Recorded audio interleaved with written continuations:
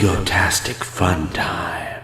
Hey gang, I'm JP and welcome back to Talking The Orville on Egotastic FunTime. Unless, of course, you're damn dirty Gilliac trash, stupid Gilliacs. Ooh, they make me so mad. Today, we're gonna have a great time talking about the Orville making first contact with a star-struck race of people that can really put the ass in astrology, and the arrival of a new crew member who puts the ass in whoop-ass. Kelly and Bortus sharing not only a birthday party, but also a prison bunk, and we'll see how Captain Mercer handles himself when people stop being polite and start getting real. The real world. In this episode, we're introduced to the people of Rigor 2, who are preparing to send a message into space where they hope to find out one day whether or not they're alone in the universe. Is anyone out there?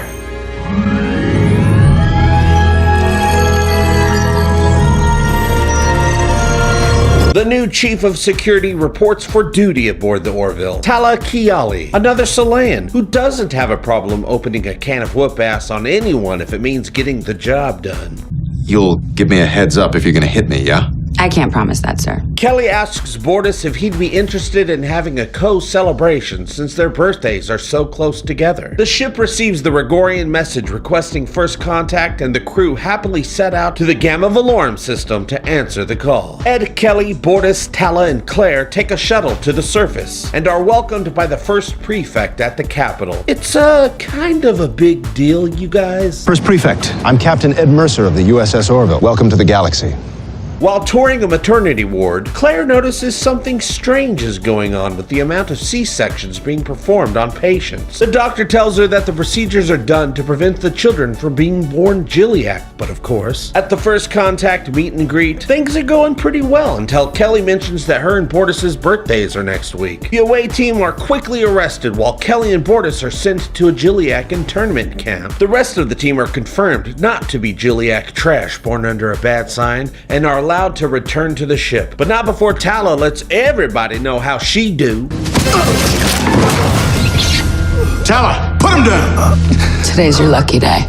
Turns out the Rigorians' entire society is ruled by astrology, and being born under the sign of the Gilliac means you're a violent person with murderous tendencies. And they plan on imprisoning Kelly and Bortus indefinitely. Despite every attempt to reason with him, Ed's unable to make the first prefect see the flaws in his astrological belief system, and he won't budge when it comes to releasing Bortus and Kelly. Admiral Perry refuses to let the Orville step in and take their missing crewmates by force to bring them back home where everybody knows their name.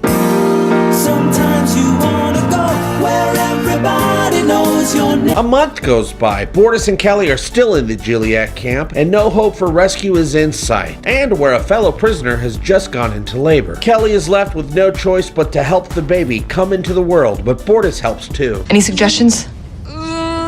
Will there be an egg?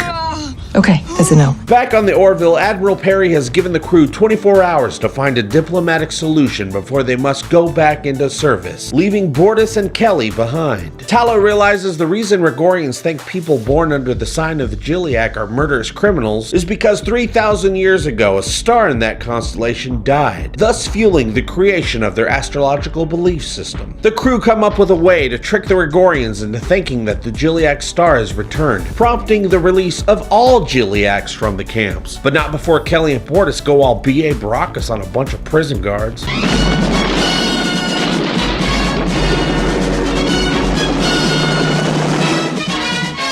The entire crew is now reunited. Bortus and Kelly celebrate a belated birthday party, Ed welcomes Talla to the crew, and Gordon teaches Isaac how to do the robot.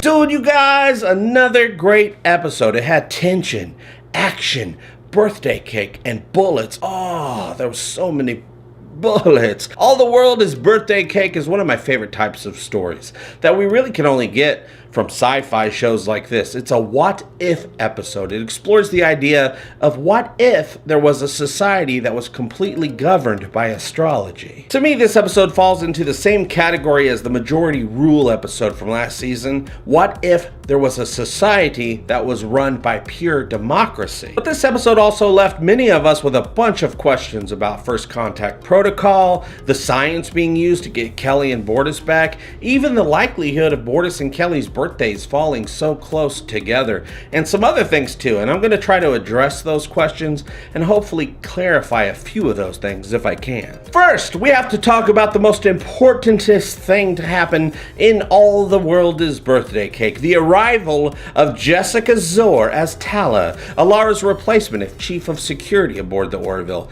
Besides finally being introduced to Talla, this episode also brought back a fan favorite from last season, and you probably didn't even notice. But don't worry, because you'll get another chance at seeing them again in the Orville's upcoming episode. And if you think you know who I'm talking about, I'll let you know who it is in just a little bit. They wasted no time. Right after the theme song, we finally get to meet Talla, who, by the way, we've all been pronouncing her name wrong all this time. We were calling her Talla, which I actually kind of still prefer, but it's actually Talla, Lieutenant Talla Kiali. I was so relieved, you guys, to find out right away that she wasn't just a carbon copy of Alara. She's more experienced, confident in her abilities. She's calm and collected, but ready to throw down at the drop of a hat. If anyone comes at you or tries to take you down, I'm gonna mess them up first.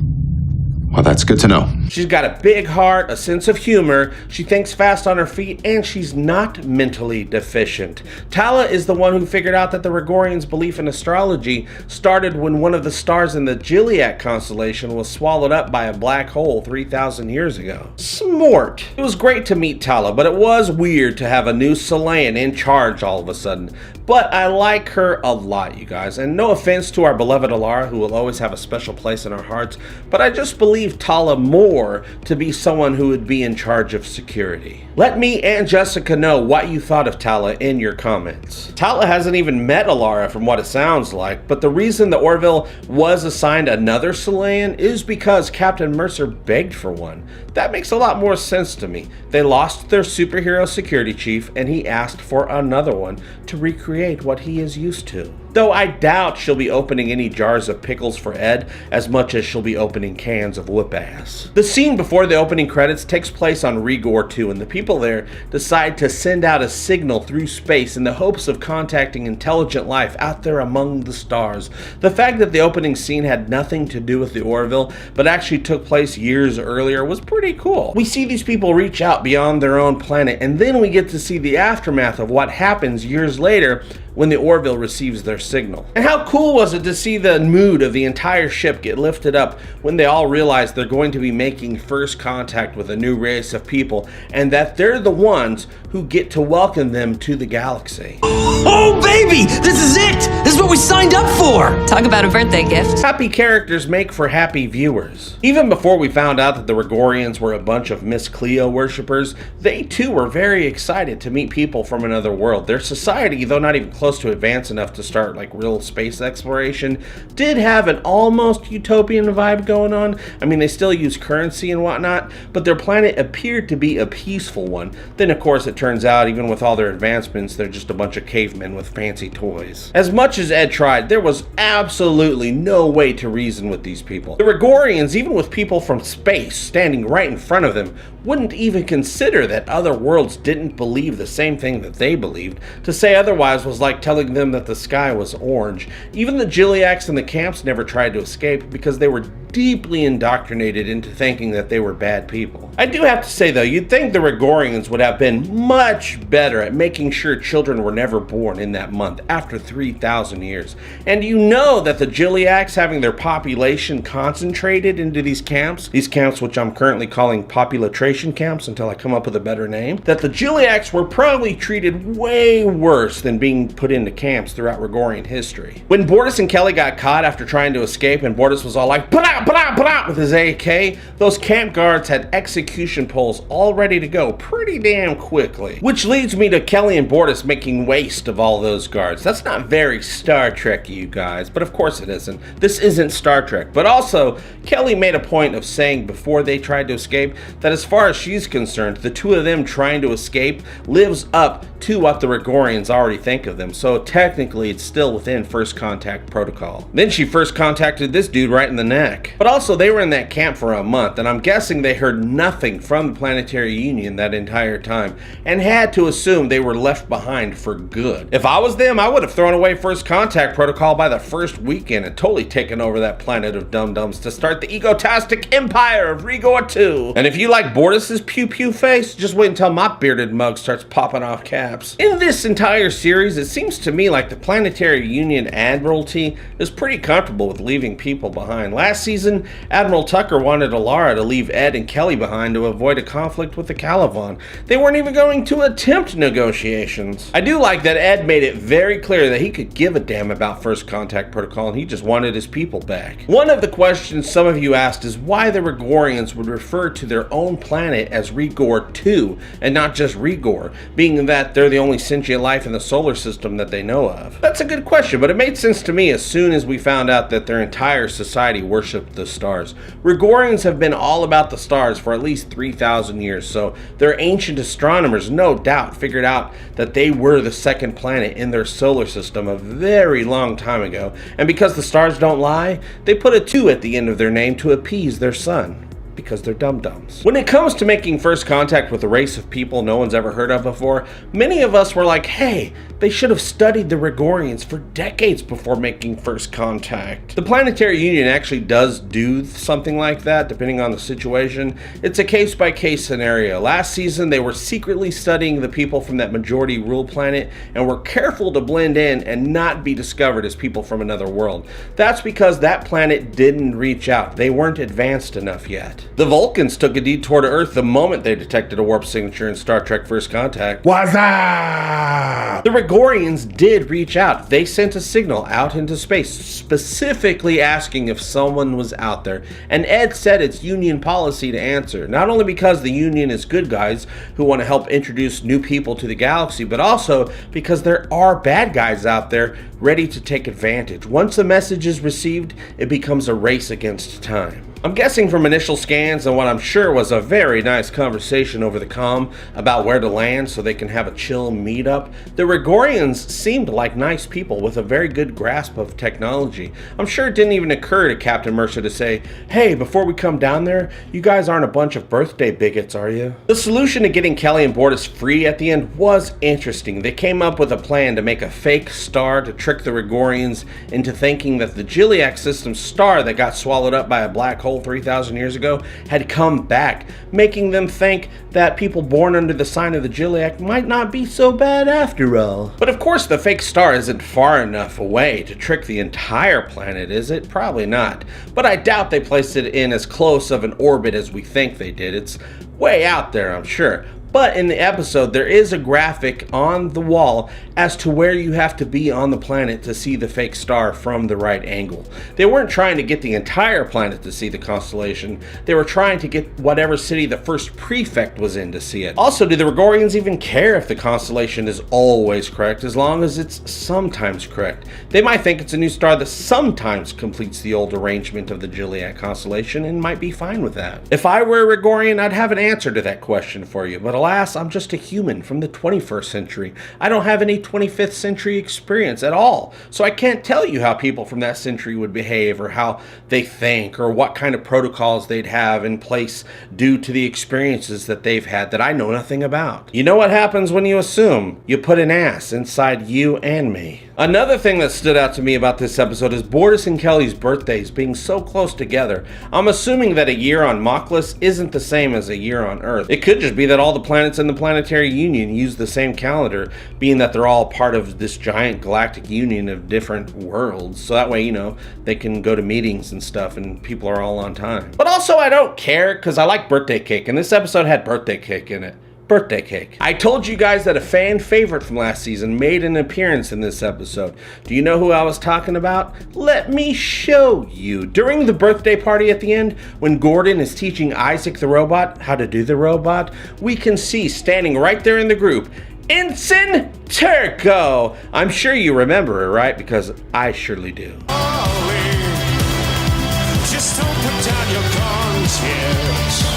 If there All the World is Birthday Cake was written by Seth MacFarlane and directed by Robert Duncan McNeill. The title, All the World is Birthday Cake, is taken from the Beatles song It's All Too Much from the Yellow Submarine album. The lyric being, all the world is birthday cake. Take a piece, but not too much. The first prefect was played by John Rubinstein, who you might recognize as guest starring in a couple episodes of Star Trek Enterprise and was also in Voyager. I was very surprised though to see Ted Danson appear in this episode. I knew that Ted was playing an admiral later on in the season in the episode directed by Jonathan Frakes, but had no idea he'd be making an appearance as Admiral Perry this early on in the season. Euconia was played by Jennifer Landon, and I thought she did a great job conveying the heartbreak of a mother having her child taken away. All the World is Birthday Cake is exactly what I look for in sci-fi. The chance to explore worlds that somewhat mirror our own, but with a twist. Meeting Talla was a huge relief after waiting all this time to see what she was all about, and as much as I miss Alara, it's nice to have a badass as part of the crew, ready to kick bubblegum and chew ass. No, wait. I would have though liked to have seen more of the changes taking place with the inhabitants of Rigor 2, but also, what a bunch of butt wieners, am I right? Astrology. At least Bortus had his priorities straight. I do not wish to have a joint party. Why not? I prefer my birthday to be my day. Okay, that's it. That's all I wanted to talk about today, and I talked about it. How about you? Would you have violated first contact protocol to save Kelly and Bortus? What did you think about Talla Kiyali joining the crew?